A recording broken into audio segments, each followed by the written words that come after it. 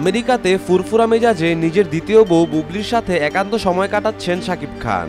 এদিকে অপু বিশ্বাস তাদের ছবি আর ভিডিও দেখতে দেখতে অতিষ্ঠ হয়ে গেছে, তাই তো ছেলেকে সাথে নিয়েই রওনা দিলেন আমেরিকার উদ্দেশ্যে। অপু জানায়, আমি আর জয় আমেরিকায় গিয়ে শাকিবকে সারপ্রাইজ দিব।